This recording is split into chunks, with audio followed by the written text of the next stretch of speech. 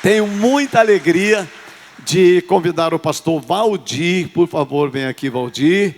O Valdir vai estar repartindo a palavra de Deus, com todos nós hoje de manhã.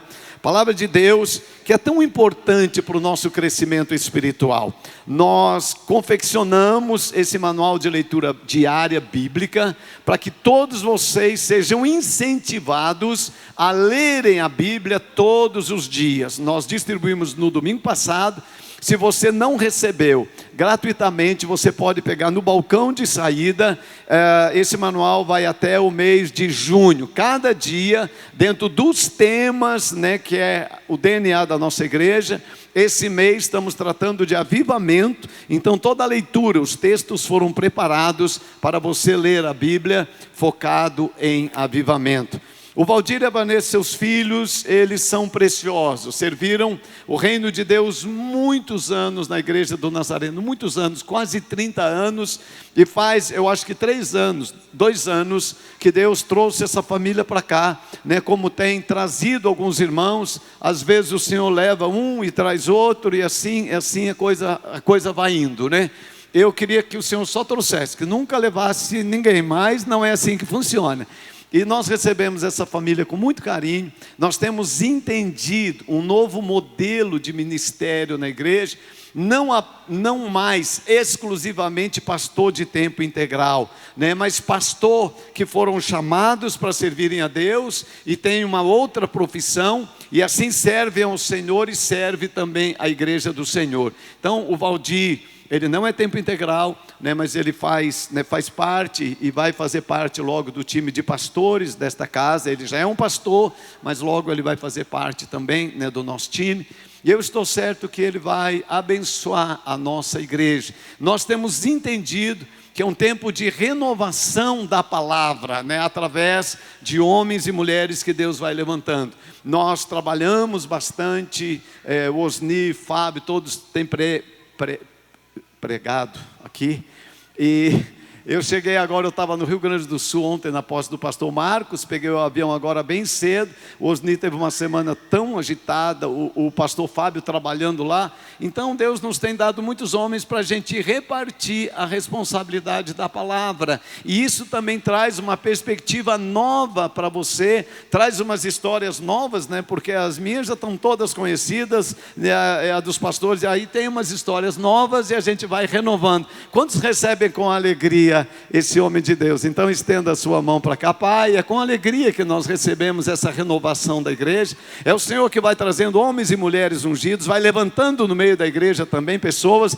que vão nos abençoar, e assim não fica pesado para ninguém, e a igreja recebe graça e favor do céu. Eu abençoo o Valdir, abençoo a sua família. Nós dizemos que recebemos nesta manhã a porção, o maná do céu, que o Senhor nos dará através da vida dele. É assim que o abençoamos, em nome do Senhor Jesus.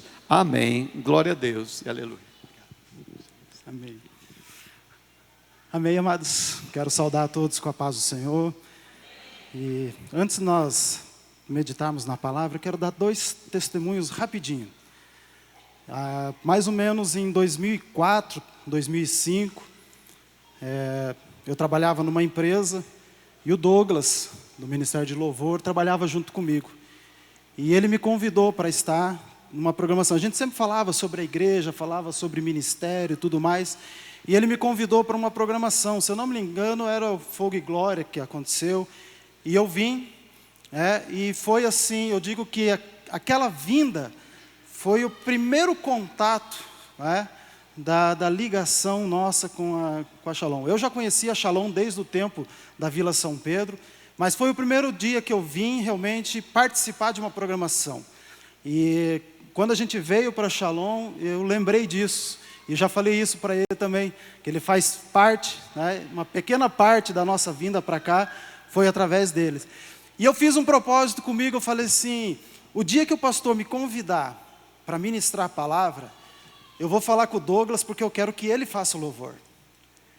E aí essa semana, 2 semanas atrás, quando eu recebi o convite, eu falei: bom, agora eu vou falar com o Douglas. E eu falei assim: não, Senhor, eu gosto muito de experimentar as coisas de Deus. Eu gosto de ter experiências com Deus. E eu falei: Senhor, se for da tua vontade. É um desejo do meu coração, mas eu não vou falar nada para ninguém, nem minha esposa sabia. Falei para ela agora de manhã, quando o Douglas estava aqui. E eu falei assim, mas se for da tua vontade, nesse dia, que o Senhor vai fazer algo especial, então que o Douglas esteja dirigindo o louvor. E aí quando eu cheguei e eu vi ele, né, se posicionando para ministrar a palavra, eu falei, hoje Deus tem algo especial. Hoje eu sinto que vai fluir algo especial. O segundo testemunho, há aproximadamente uns 4, 5 anos atrás, eu estava pastoreando uma igreja, podia dizer assim que eu estava num ministério de sucesso, porque tudo que eu tinha colocado diante de Deus eu já tinha alcançado. Dentro da denominação eu tinha um bom posicionamento, a minha igreja era a igreja que mais crescia dentro da denominação, se tornou um referencial, as pessoas iam lá para aprender com a gente, então a gente estava num auge ministerial. E nesse tempo Deus falou para mim, Deus tocou muito forte para eu estudar o livro de Êxodo. E eu passei um ano inteiro devorando o livro de Êxodo. Sobre depender de Deus, sobre caminhar no deserto, sobre gerar a expectativa da tua terra prometida, sobre entender que às vezes você está passando pelo deserto, mas o Senhor tem preparado uma terra prometida para você lá na frente. E eu estava tão empolgado com aquilo, o que eu não sabia é que Deus estava me preparando para um tempo de deserto. E há uns 2 anos atrás nós entramos nesse tempo de deserto. São 2 anos onde eu saí da denominação na bênção, mas por uma direção de Deus. E nós perdemos tudo que nós tínhamos. Casa, móveis, salário, perdi minha saúde, tudo. Mas eu estava naquela expectativa, como eu estou obedecendo a Deus, logo logo a coisa acontece, logo logo Deus vai abençoar, as portas vão se abrir, todo mundo me conhecia, logo eu vou receber convites, vou assumir outra igreja. Mas eu fiquei 2 anos, estou há 2 anos, ainda caminhando nesse deserto. Mas Êxodo tem começo e Êxodo tem final. Êxodo tem o Egito, da onde você saiu, mas tem a terra prometida, onde você está chegando. Amém? E hoje eu olho e vejo as portas começando a se abrir. Hoje eu começo a olhar, eu estava falando com a minha esposa ontem, hoje eu estou caminhando no deserto, mas lá na frente eu já vejo uns prédiozinhos, eu já vejo uns telhadinhos, e eu começo a entender que eu estou chegando aonde Deus queria que eu fosse. Por que eu falo isso? Porque de repente você está passando um momento de deserto. Você está passando um momento de dificuldade. E às vezes você pensa assim, poxa, mas eu sou um servo de Deus, eu sirvo ao Senhor, eu sou dizimista, sou ofertante, não falta em nenhum culto. Por que as coisas não acontecem? Irmão, se você está na dependência de Deus, o deserto é um lugar de passagem. O Senhor não preparou o deserto para você, o Senhor preparou a Canaã para você.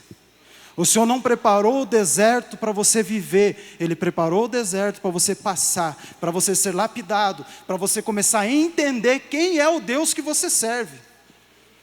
O povo ficou 400 anos no Egito, eles já nem sabiam mais quem era Deus, mas nesses anos de deserto, é que eles começaram a aprender e entender quem era Deus. Então se você está vivendo um tempo de deserto, sorria, se alegre, porque a Canaã está logo ali na frente, amém?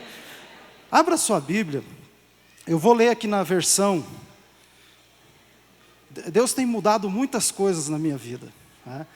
Eu sou aquele estilo pastor raiz ainda. Tanto que eu escrevo a minha mensagem no caderno ainda. Minha esposa falou assim, você tem que comprar um tablet, você tem que comprar alguma coisa, vai com o caderno. Eu falei, vou com o caderno, ainda sou raiz. Mas eu tenho aprendido, Deus tem mudado muitas coisas. Uma das coisas é que eu escrevo minha mensagem e começo lendo o que está escrito. Mas daqui a pouco, o Espírito Santo leva, conduz, e às vezes eu nem termino o que está escrito aqui. Eu sou daquela leitura tradicional, por exemplo, eu vou ler na versão Almeida atualizada. Que é aquelas versões mais tradicionais. Mas eu falei para minha esposa, preciso comprar uma NVI. Preciso comprar uma linguagem de hoje. Porque a gente a gente não traz o mundo, mas a gente também não está fora do mundo, a gente tem que estar se atualizando, tem que entender. E esse tempo de deserto, Deus trabalhou muito isso. Vamos ler 1 Reis, capítulo 18, a partir do versículo 19. A palavra de Deus diz assim: agora, pois, manda ajuntar a mim todo o Israel no Monte Carmelo, como também os 450 profetas de Baal e os 400 profetas do poste ídolo, que comem na mesa de Jezabel. Então enviou Acabe mensageiros a todos os filhos de Israel, e ajuntou os profetas no Monte Carmelo. Então Elias se chegou a todo o povo e disse: até quando cocheareis entre dois pensamentos? Se o Senhor é Deus, segui-o; se é Baal, segui-o. Porém o povo nada respondeu. Então disse Elias ao povo: só eu fiquei dos profetas do Senhor. Os profetas de Baal são 450 homens. Deem-nos, pois, 2 novilhos, escolham eles para si um dos novilhos, e dividindo-o em pedaços, o ponham sobre a lenha, porém não lhe metam fogo. Eu prepararei o outro novilho, e o porei sobre a lenha, e não meterei fogo. Então invocai o nome do vosso Deus, e eu invocarei o nome do nosso Senhor. E há de ser que o Deus que responder com fogo, esse é o Deus. E todo o povo respondeu e disse: é boa essa palavra. Disse Elias aos profetas de Baal: escolhei vós entre um dos novilhos, preparai primeiro, porque sois muitos, e invocai o nome do vosso Deus, e não lhe metais fogo. Tomaram o novilho que lhe fora dado, prepararam e invocaram o nome de Baal, desde a manhã até o meio-dia, dizendo: Baal, responde-nos, porque não havia uma voz que respondesse. E manquejando, se movimentavam ao redor do altar que tinham feito. Ao meio-dia, Elias zombava deles, dizendo: clamai em alta voz, porque ele é Deus. Pode ser que ele esteja meditando, ou atendendo às necessidades, ou de viagem, ou a dormir, e despertará. E eles clamavam em alta voz, e se retalhavam com facas e com lancetas, segundo os seus costumes, até derramarem sangue. Passado o meio-dia, profetizaram eles, até que a oferta de manjares se oferecesse. Porém, não houve voz, nem resposta, nem atenção alguma. Então, Elias disse ao povo: chegai-vos a mim. E todo o povo chegou a ele. Elias restaurou o altar que estava em ruínas. Tomou 12 pedras, segundo o número de tribos dos filhos de Jacó, ao qual viera a palavra do Senhor, dizendo: Israel será o teu nome. Com aquelas pedras edificou o altar, em nome do Senhor. Depois fez uma valeta em redor do altar, tão grande como para semear 2 medidas de sementes. Então armou a lenha, dividiu o novilho em pedaços, pôs sobre o altar e disse: enchei de água 4 cântaros e derramai sobre o holocausto e sobre a lenha. E disse: fazei a segunda vez, e disse: fazei a terceira vez, e fizeram a terceira vez, de maneira que a água corria ao redor do altar. Ele encheu também as valetas de água. No devido tempo, para se apresentar a oferta de manjares, aproximou-se o profeta Elias e disse: ó Senhor, Deus de Abraão, de Isaque, fique hoje sabido que tu és em Israel, e que eu sou o teu servo, e que segundo a tua palavra fiz todas estas coisas. Responda-me, Senhor, responda-me, para que este povo saiba que tu, Senhor, és Deus, e que a ti fizestes retroceder o coração deles. Então caiu fogo do Senhor, e consumiu o holocausto, e a lenha, e a pedra, e a terra, e tudo lambeu a água que estava na valeta. O que vendo todo o povo caiu de rosto em terra e disse: o Senhor é Deus. O Senhor é Deus. Pai, nós te damos graça, porque simplesmente lendo a tua palavra nós já somos alimentados. Mas nós cremos que o Senhor tem algo especial para nós nessa manhã. Eu creio que o Senhor tem algo ainda escondido dentro dessa palavra para ser revelado nas nossas vidas nessa manhã. E nós queremos estar totalmente, Senhor, na tua dependência, Pai. Queremos estar prontos para ser usado e queremos estar prontos para receber aquilo que o Senhor tem para as nossas vidas. Fala conosco, Senhor, de uma maneira muito especial, em nome de Jesus. Amém. Amém, queridos? Eu não sei você, mas eu estou numa expectativa muito grande em relação aos 21 dias. Eu estou assim numa expectativa de que Deus vai fazer coisas tremendas. Nós já participamos dos 21 dias, Deus falou muito ao nosso coração, Deus começou a dar um direcionamento. Quando eu vim para cá, eu vim debaixo de uma palavra, quando eu saí da denominação, eu saí debaixo da palavra de Gênesis 12, quando Deus diz para Abraão sair da sua terra, do meio da sua parentela, e vá para uma terra que eu te mostrarei. E eu saí sem saber para onde eu ia, eu não saí de lá para vir para Shalom, eu saí de lá e eu não sabia para onde ir. E aí um dia nós chegamos aqui na Shalom, num domingo à noite, e algo especial aconteceu. A pregação foi boa, mas eu já tinha ouvido pregações melhores. O louvor foi maravilhoso, mas eu já tinha ouvido louvores ainda melhores, nessa nossa caminhada em busca de algo. A estrutura da Shalom encantou a gente, mas a gente já tinha passado por outras igrejas que tinha uma estrutura até melhor que a Shalom. Mas existia algo no ar. Existia algo que eu falei para minha esposa, eu não sei te explicar, mas há algo diferente neste lugar. Eu falei assim, no culto que eu saí daquele domingo, eu cheguei em casa e eu falei para minha esposa, falei assim, sabe a impressão que dava? É que se eu olhasse assim um pouquinho mais para cima, eu via o Espírito Santo fluindo.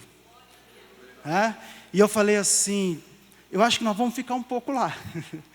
E aí quando o pastor, conversando com o pastor Dilon e falando a respeito disso, e ele falou assim, olha, tomara que o lugar que Deus preparou é esse. E eu falei, pastor, eu não sei, mas eu sei que por enquanto é para eu estar aqui. Mas na campanha do jejum do ano passado, Deus começou a nos dar um direcionamento muito claro daquilo que Ele quer das nossas vidas. Então eu tenho uma expectativa muito grande, porque serão 21 dias de batalha, serão 21 dias de guerra, serão 21 dias de luta, amém? Amém nada. Amém nada. O pastor mesmo já falou, para que serve essa campanha? É o teu tempo de consagração. Porque se você pensar que você está indo para uma batalha, parece uma coisa pesada. Não, nós estamos indo para 21 dias de consagração. 21 dias aonde você vai se colocar diante do altar do Senhor e vai dizer, Senhor, eu me rendo a Ti.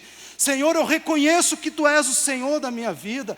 Toda a minha dependência, toda a minha vida está nas Tuas mãos. Os meus pedidos, os meus sonhos, os meus desejos, tudo nesses 21 dias eu quero colocar diante do altar, porque eu sei o Deus que eu tenho servido, amém?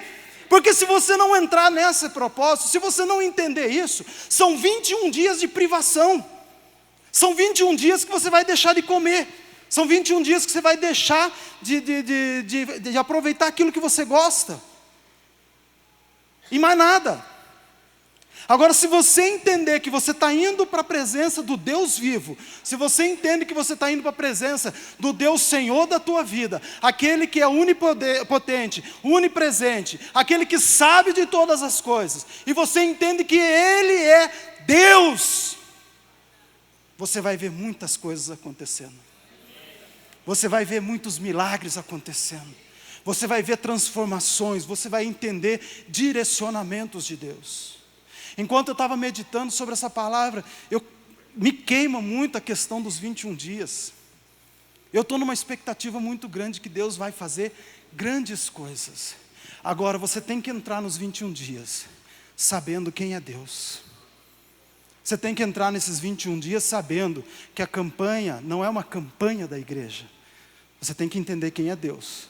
que não são 21 dias milagrosos para a tua vida, mas quem é Deus. Você tem que entrar nesses 21 dias sabendo o que eu vou fazer nesses 21 dias. Entender. Eu gosto muito desse texto, medito muito nele, e é interessante que Elias convoca todo mundo. Eu relacionei ele muito com a campanha dos 21 dias. Elias convoca todo mundo e diz assim: olha, reúna todo o povo, que nós vamos lá para o Monte Carmelo.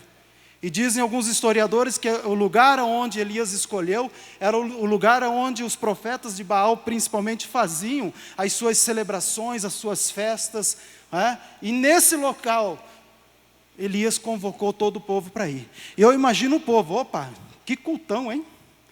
Já pensou? Vamos para lá, tem 400 profetas de Baal, tem mais o tal de profeta Elias, que diz que é um grande guerreiro. Vamos lá que vai ser o culto, vai ser a campanha, vai ser os 21 dias. A coisa vai acontecer. E quando todo mundo chega lá, de repente, Elias faz uma pergunta, faz um questionamento. E ele diz assim: até quando vocês vão ficar dividido entre dois pensamentos? Se Deus é Deus, então siga Deus. Agora, se Baal é Deus, então siga Baal. Mas não queira seguir os dois. Não queira prestar culto para os dois, não queira adorar aos dois, não queira ter a tua dependência nos dois. Se posiciona. Se posiciona nessa campanha. Se posicione nesse culto. E sabe o que me assusta, meus queridos? O que me assusta é porque o texto diz que o povo ficou quieto. O povo não respondeu. O povo não disse nada. A tua fé está sendo desafiada. As tuas convicções estão sendo desafiadas. E você fica quieto. Você fica em silêncio. Para a gente entender um pouco aqui, meus queridos, o contexto histórico, Israel ele foi dividido, as tribos foram divididas em duas partes, o reino do norte e o reino do sul. E a palavra de Deus diz que o reino do norte, todos os reis fizeram aquilo que era mal perante Deus. E Acabe é eleito o pior de todos os reis. E além dele ser o pior de todos os reis, ele casa com a pior mulher que existe naquela época, uma assassina, uma dominadora. E é dentro desse conceito que quando ela vem para Israel, ela traz consigo os 450 profetas de Baal. Baal, meu querido, não é um deus. Baal é um nome que é dado. Todas aquelas cidades em volta, todas elas tinham o seu Baal. Então eles pegavam lá o Deus, o mais poderoso, o que era considerado Senhor, aquele que era considerado marido, ou grande. Para esse Deus eles davam o nome Baal. Então todos ali em volta tinham o seu Baal. E Israel agora está recebendo um Baal que vem de fora. E isso é outra coisa que me preocupa, meu querido. Porque eles estão aqui convivendo com profetas fora, com religião que vem de fora. Querido, para a gente poder tomar uma posição, a gente tem que entender que nós servimos um único Deus. Um Deus vivo, um Deus verdadeiro, Senhor e Salvador das nossas vidas. Não há espaço para aquilo que vem de fora. E nesse momento, no meio do povo de Deus, porque não são profetas que estão fora, são profetas que estão no meio do povo de Deus. E esses profetas no meio do povo de Deus têm influenciado o povo de Deus. Tanto Tanto é que quando Elias faz a proposta e diz assim, olha, ou vocês servem a Deus ou vocês servem a Baal, todo mundo ficou quieto. Se todo mundo tivesse convicção de quem crê, todo mundo naquele dia tomava posição. Não, nós vamos servir ao Senhor, tchau Baal. Mas não, naquele dia eles, sabe por quê? Porque Baal tinha status. Servir Baal era legal. Todo mundo em volta servia Baal. Cada um tinha o seu Baal. Por que eu não posso ter o meu Baal? Querido, toma um cuidado muito grande. Você está dentro da casa do Senhor. Você está servindo ao Senhor. Você declara a tua fé. Mas toma muito cuidado. Por quê? Porque os Baais da nossa vida estão à nossa volta. E muitas vezes estão entrando no nosso meio. Porque nós olhamos às vezes a nossa volta e todo mundo tem um Baal, menos você. Aí você fala assim, poxa, por que eu não tenho? Não tem problema eu ter. É legal ter um Baal. Alguns historiadores dizem que a celebração deles, apesar de ter morte, apesar de ter um monte de coisa, mas era atrativa, porque eles tinham um cultão.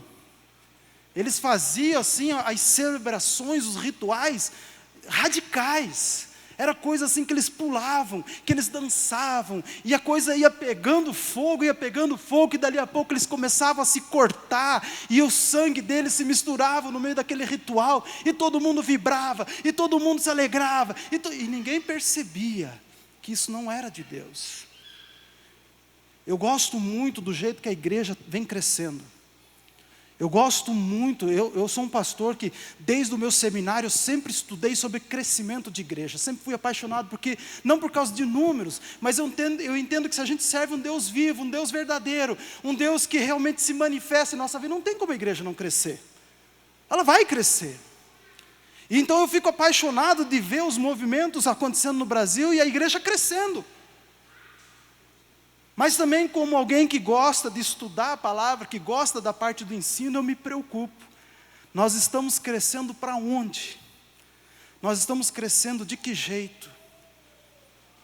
A Bíblia é o livro mais vendido no mundo. E é um dos livros menos lido no mundo. Todos nós temos nossa Bíblia, amém? Você crê que a Bíblia é o manual do Senhor? Amém? Crê que é a palavra de Deus? Crê que tudo que Deus tem para você está aqui? Amém? Aí eu pergunto para você, quantas vezes você já leu ela? De Gênesis a Apocalipse. Quantas vezes você já meditou nela? Ah, pastor, mas eu não entendo tudo. Até hoje eu não entendo nada de física, não entendo nada de química, mas eu tive que estudar, porque faz parte da minha vida. Talvez você não entenda, mas você precisa ler, porque é lendo a palavra que você vai começar a entender. Falaram assim para mim, pastor, eu não leio a Bíblia porque eu não entendo. Você não entende porque você não lê. Começa a ler ela para você ver. E essa é a minha preocupação nos dias de hoje. A igreja tem crescido, mas ela tem sido analfabeta bíblica. Não se conhece a palavra. Qualquer coisa que é vendida, você recebe. E se for empolgante, melhor ainda. E se for com alegria, melhor ainda. Não importa o que é, mas o importante é o movimento. Eu me preocupo com esses teólogos de youtuber. Às vezes eu fico olhando alguns comentários que eles fazem, eles começam, e aí você fala assim, mas esse cara nem formação teológica tem. Se vende muito achismo dentro da palavra, no meio das redes que a gente está, e infelizmente dentro de muitas igrejas. E é isso que está acontecendo. E Baal está entrando no meio do povo, e Baal está fazendo a festa no meio do povo, e quando o povo precisa se posicionar, eles não sabem o que fazer. Agora, sabe uma coisa que eu acho linda? É a graça e o amor de Deus pelas nossas vidas. Porque o profeta podia ter se levantado e falado assim, olha, Deus vai pesar a mão em vocês, porque vocês estão servindo a Baal, porque vocês estão não sei o quê. Mas não. A graça do Senhor chega de uma maneira tão maravilhosa, que Elias chega e diz assim, por que vocês estão em dois pensamentos? Tome uma posição. Ele não está dizendo assim, olha, ele não está condenando o povo, ele não está falando mal do povo, mas ele está dizendo assim, tome uma posição. Tome uma posição. Eu acho que essa é a palavra-chave para as nossas vidas hoje. Principalmente porque nós estamos nos preparando para entrar num tempo de consagração. Então entre nesse tempo de consagração, mas entre com propósito. Entre decidido, sabendo o que você vai fazer, sabendo Deus que você serve. Talvez na tua vida já existem muitos pequenos barrais, pequenas coisas que já estão começando a competir com a tua fé. Mas esse tempo é o tempo de nós nos livrarmos de tudo isso e nos posicionarmos.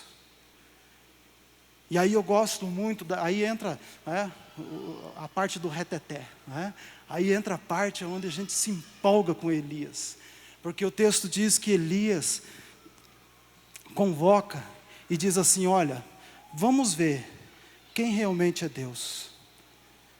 Nós vamos fazer um sacrifício, cada um de nós vai pegar um novilho, vai cortar em pedaços, vai colocar em cima do altar, não vai colocar fogo, mas nós vamos orar, vocês oram para Baal, eu vou orar para Deus.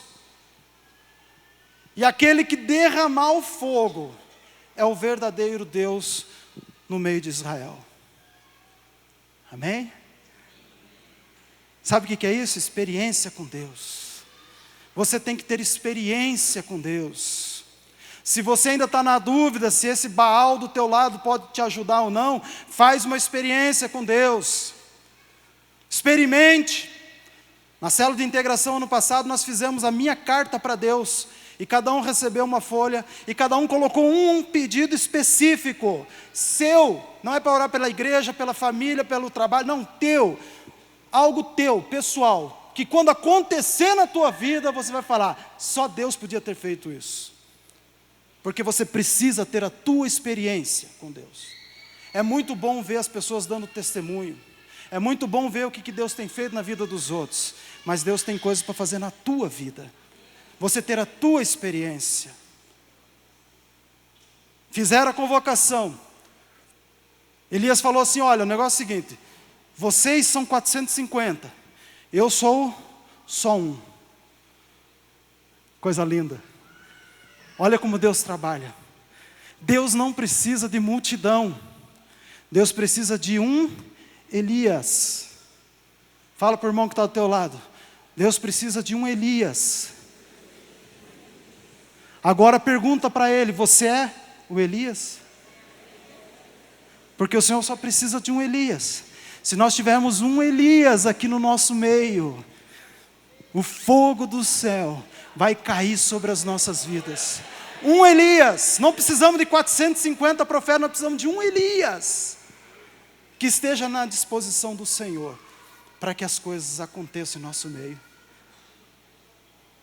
E aí eles fizeram a divisão, e aí Elias falou assim, olha, vocês como estão num número maior, e nós temos um dia inteiro para fazer, então vocês podem ser os primeiros. Porque quando a gente crê em Deus, quando a gente sabe o Deus que a gente serve, a gente não está preocupado com o tempo. Porque a gente sabe que na hora que a gente falar com Deus, Deus vai fazer. Eu estou na expectativa dos 21 dias, mas eu sei que as minhas bênçãos não vão chegar só no último domingo. Eu sei que a partir de amanhã, quando eu fizer minha primeira oração, o céu já começa a se mover. Amanhã, durante os 21 dias, eu quero experimentar fogo do céu todos os dias. Mas eu vou começar já amanhã. Porque Deus não está preocupado com o tempo. E eu não estou preocupado com o tempo. Mas eu sei o Deus que eu sirvo. E eu sei que Ele é poderoso para fazer grandes coisas. E eles foram lá, montaram e começaram com o seu ritual. E eles começaram a dançar, começaram a clamar, começaram a pedir, começaram a chorar, e nada acontecia. Manhã inteira buscando e clamando a Baal, e Baal não se manifestava, não se ouvia voz nenhuma. Lá pelo meio-dia, Elias começa a tirar sarro, Elias começa a falar, olha, grite mais alto, chama mais alto. De repente ele é Deus, ele pode estar atendendo alguém, ele pode estar descansando, ele pode estar dormindo, ele pode estar viajando.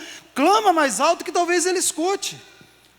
E às vezes a gente olha para esse texto e a gente pensa assim, nossa, que ousadia de Elias, indo contra os profetas, indo contra Baal. Eu olho de maneira diferente para esse texto. Eu acho que Elias, quando ele está fazendo isso, ele não está fazendo em relação aos profetas de Baal, mas ele está mostrando para o povo, olha a enganação que vocês têm vivido. Presta atenção à tua volta, porque você vai às vezes num cultão animado, você vai num cultão alegre, você vai, pula, dança, faz maior festa,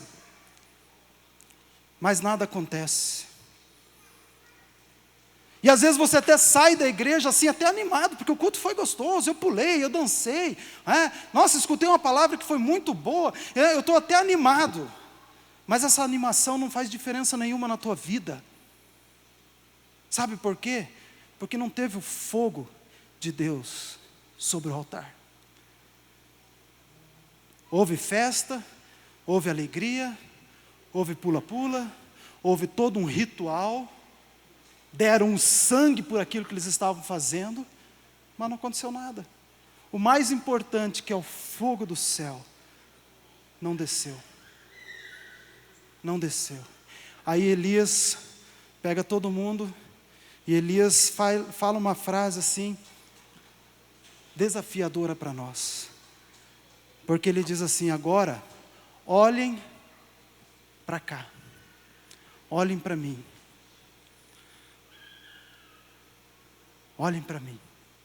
Querido, quando você tem convicção do Deus que você serve, você é o testemunho vivo da manifestação desse Deus. Quando você vem para a igreja, você tem duas posições.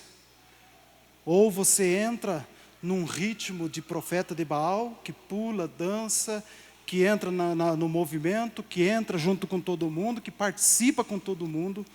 Ou você toma uma posição de Elias, aonde você vem para a igreja e você fala, olha para mim, porque hoje Deus vai fazer na minha vida e através da minha vida. Olha para mim. Lá fora, meu querido, você tem falado isso? Você quer saber quem é Deus? Olha para mim. Você quer saber como é a manifestação de Deus? Olha para mim. Você está com luta, está com problema, está com dificuldade? Olha para mim. Eu vou orar e a coisa vai acontecer. Elias é alguém especial? Não. Elias é um homem comum, normal como eu e você. Mas ele sabe o Deus que ele serve. Você está entrando nos 21 dias. Você tem os teus pedidos de oração. Pode ser teu, pode ser pessoal, pode ser para a tua família, pode ser lá para o teu serviço, pode ser pela igreja, pode ser por uma doença, pode ser um monte de coisas que você está colocando diante do Senhor nesses 21 dias. Agora chega na presença do Senhor convicto. Eu sei que Deus pode fazer, amém? Amém nada. Deus não pode. Deus vai fazer. Se eu entro com convicção de que Deus é Deus, eu não entro achando que Ele pode fazer, mas eu entro sabendo que Ele vai fazer. Eu vou entrar nos 21 dias com os meus pedidos, com a minha consagração, sabendo que Ele vai fazer. Talvez tudo aconteça amanhã, talvez tudo aconteça no domingo, o último dia, mas que nesses 21 dias, Ele vai fazer, Ele vai fazer.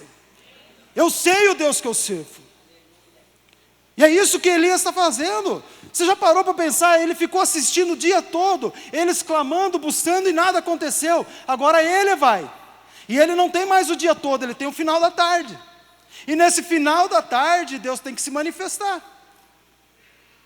E ele ainda chama a atenção de todo mundo. Olha para mim. Olha para mim. Porque agora vocês vão ver o que é fogo do céu. Agora vocês vão ver quem é o Deus verdadeiro.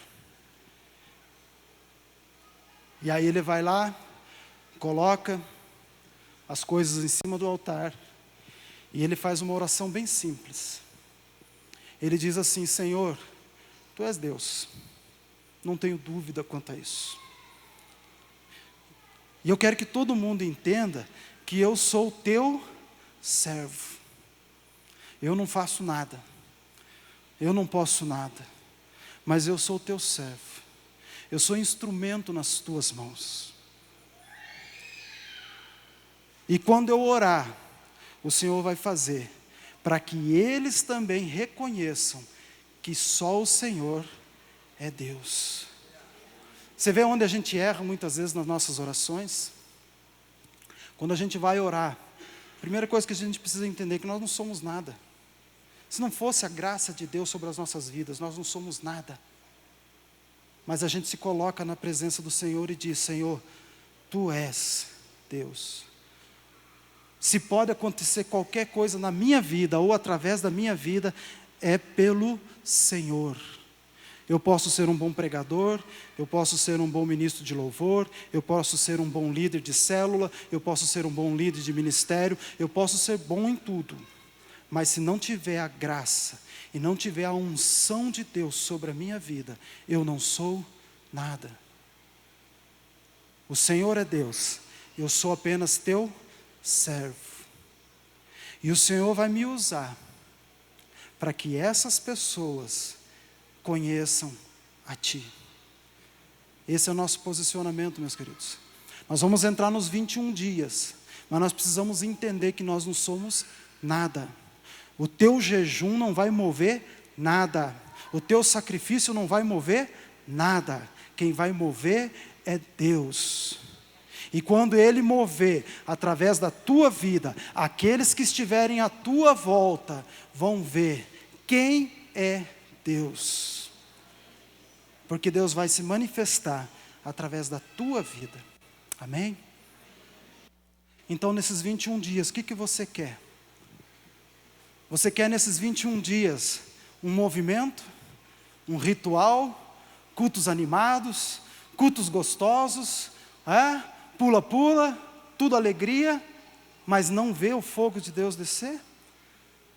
Ou você quer vir fazer tudo isso e ainda assim ver o fogo de Deus descendo? Eu quero vir amanhã para o tempo de oração.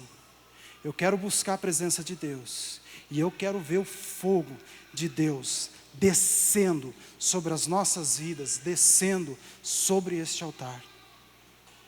Eu quero ver as grandes manifestações. Mas para isso, Elias deixa algumas dicas para nós aqui. Para que você possa ver o fogo de Deus descendo realmente, você precisa fazer algumas coisas. A primeira dela, restaure o teu altar. É um tempo da gente meditar. Nós temos hoje, domingo, para a gente meditar e pensar como anda o meu altar. Como anda meu altar? É um tempo de nós meditarmos, pensarmos como anda o meu altar. A primeira coisa que eu preciso fazer para que essa semana eu veja o fogo de Deus descendo, é restaurar o meu altar. Como que está o teu altar? É exclusivo do Senhor? Ou tem influências de Baal? É exclusivo, Deus está fazendo, Deus está manifestando, Deus é o único realmente na tua vida? Ou existem algumas influências, existem algumas dores? A mágoa muitas vezes é um Baal na tua vida, meu querido, que está dividindo a adoração de Deus na tua vida.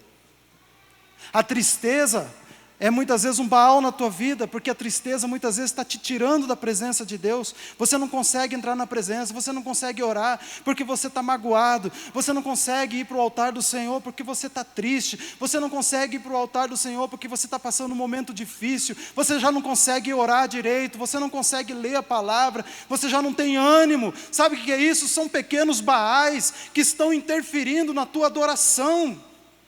É tempo de restaurar esse altar e fazer um altar exclusivo para o Senhor. E aí eu posso estar triste, eu posso estar magoado, eu posso estar com qualquer coisa, mas jamais a adoração vai sair do meu coração. Jamais eu vou pensar em abandonar o Senhor, jamais eu vou pensar em sair dos caminhos do Senhor, jamais vou deixar de orar. Por quê? Porque eu tenho um altar restaurado, esse altar é exclusivo, é do Senhor. Nesse tempo de deserto, eu já pensei em largar o ministério. Foi aquela coisa assim, né? Foi um pensamento rápido, mas passou. Porque você está no deserto, né? Eu orava muitas vezes para Deus, falava: Deus, o que eu fiz de errado? Onde foi que eu errei para estar passando por tudo isso?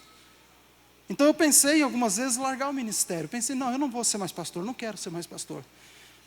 Eu quero ser um membro normal da igreja, quero vir sentar, assistir meu culto, terminou o culto, vou para casa, precisou de mim para ajudar, eu estou ajudando, mas eu não quero mais ministério. Então eu já pensei em largar ministério. Mas tem uma coisa que eu nunca pensei, foi de largar o Senhor. Porque eu tenho um altar muito bem estruturado. Eu tenho um altar que mesmo nos dias tristes, mesmo nos dias de dificuldades, mesmo nos dias de maior angústia, eu tenho um lugar que eu posso correr, que eu posso colocar a minha lenha, que eu posso colocar o meu sacrifício, que eu possa acender o meu fogo e servir ao Senhor, porque é Ele que me dá forças para que eu possa continuar nessa caminhada. Então nós precisamos restaurar o nosso altar, e Elias começa restaurando como? Olha que coisa linda, ele pega 12 pedras, essas 12 pedras, elas representam as 12 tribos de Israel. Lembra que eu falei lá no começo que as tribos estavam divididas? 10 foram para um lado, 2 para o outro. Agora tem o reino do sul com o reino do norte, está todo mundo separado. Mas é o mesmo povo, é o povo de Deus. Mas eles estão separados. E a primeira coisa que Elias faz, ele pega 12 pedras. E ele monta o altar com as 12 pedras. Você está entendendo isso? Sabe qual é o primeiro princípio do fogo de Deus cair? Unidade. Unidade. São 12 pedras representando as 12 tribos. Nós precisamos restaurar o altar. E nessa restauração do altar tem que ter a unidade, porque Deus não se manifesta onde não há unidade.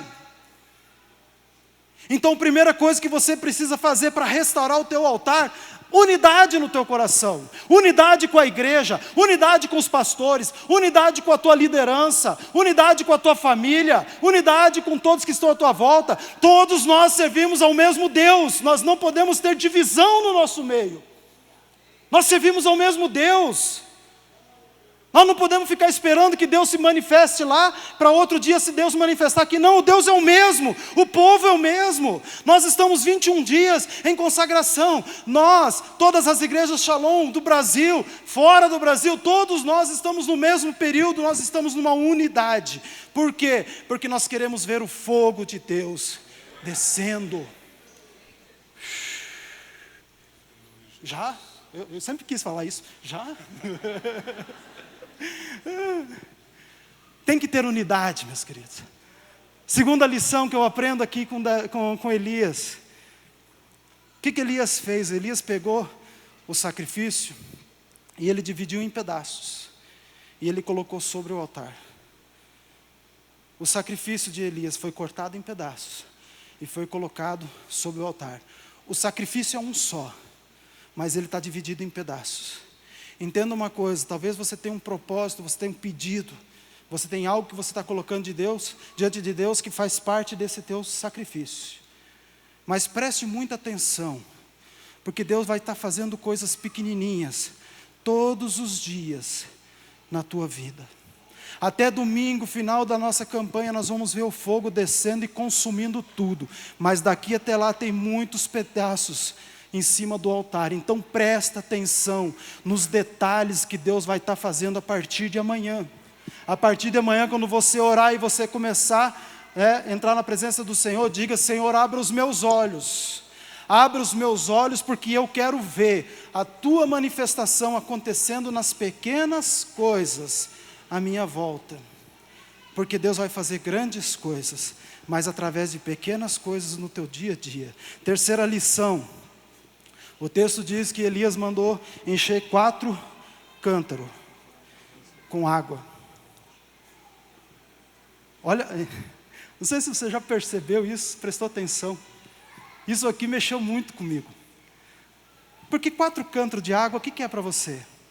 Nada. Mas nós estamos falando de um lugar que está há 3 anos sem chover. A água é algo muito valioso, é muito precioso. Há uma necessidade de água naquele lugar. A água é preciosíssima. Eu estava conversando com a minha esposa esses dias, a gente paga 10, 11, 12 reais, até menos às vezes naqueles garrafão de água. E a gente muitas vezes nem dá muita importância. Agora esses tempos, com todo o problema de falta de água que acontecia lá no Rio de Janeiro, um garrafão desse estava sendo vendido a 45, 50, 60 reais. Sabe por quê? Porque quando não tem, quando é precioso, o preço é alto. Elias mandou encher 4 cântaros de água. E aí pegou os 4 cântaros e fez o que com eles? Jogou sobre a oferta, jogou sobre o altar, jogou pelo chão, jogou tudo em volta. Porque uma das coisas que eu aprendo na palavra é que a água está muito relacionado à santificação, à santidade, à purificação. E a purificação, meus queridos, não é feito com qualquer produto, não é feito com qualquer sacrifício, não é feito com qualquer oferta, é feito com aquilo que você tem de mais precioso. A água era algo muito preciosa, estava sendo jogada em cima do altar. O que você tem mais precioso, o que você tem de mais precioso nessa manhã, você precisa colocar no altar do Senhor. E dizer: Senhor, aqui tem o que eu tenho de mais precioso. Eu estou colocando sobre o teu altar, porque eu sei o Deus que eu sirvo. Um tempo depois, Elias ora e a chuva vem. Então coloca diante do Senhor o teu mais precioso, porque o Senhor vai trazer de volta. E não só um cântaro, não é um cântaro de bênção, mas é uma chuva de bênção. Mas coloque no altar do Senhor o teu melhor, a tua vida. Coloca diante do Senhor. E a última coisa para nós fecharmos aqui. O Senhor precisa de Elias. O Senhor precisa de pessoas que se posicionam, que entendam, que sabem quem são na presença de Deus. Aí você vai dizer: ah, pastor, mas para Elias é fácil. Elias era um profeta. Elias era um homem poderoso. Elias orava e a chuva caía, a chuva parava. Elias orava e a chuva caía. Elias orava e ressuscitava a morte. Ele era top. Ele era um cara importante. Se você estudar a vida de Elias, você vai ver que Elias era de Tisbé. Se você procurar no mapa, não existe no mapa. É um vilarejo distante, de uma cidade muito distante, no meio de algumas colinas. É de lá que veio Elias. De uma família sem muita tradição, sem muito recurso financeiro. E mais, ele vem de uma família que não tinha a vocação sacerdotal. Ele era o único profeta no meio da família. Era esse homem que estava se levantando naquele dia para que o fogo de Deus descesse sobre aquele lugar. Talvez você fale assim: ah, pastor, eu sou tão pequenininho, eu não tenho conhecimento, eu sou novo convertido, as pessoas nem me conhecem aqui dentro da igreja. Era assim, era Elias. Mas como é que Elias era famoso? Eu gosto muito disso. Sabe por que Elias era famoso? Lá em Tiago, capítulo 5, versículo 12, se eu não me engano, O texto diz assim que Elias orava na presença do Senhor continuamente, para que não chovesse. E não choveu. Elias não se forma no seminário, Elias não se forma em grandes movimentos, Elias não se forma dentro da Shalom, Elias não se forma. Sabe onde se forma Elias? Os Elias se formam lá no íntimo, com Deus. Sabe por quê?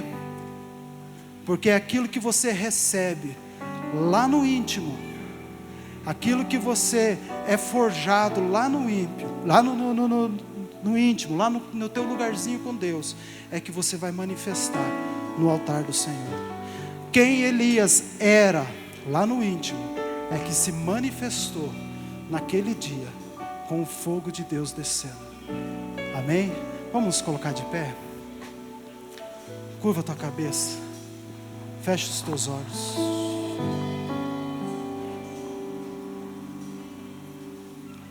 Nós vamos começar a nossa jornada a partir de amanhã, mas eu acho que hoje é um tempo importante para nós restaurarmos o nosso altar. Você quer ver o fogo de Deus descendo nesses dias? Amém? Quer ver o fogo de Deus descendo nesses dias? Amém?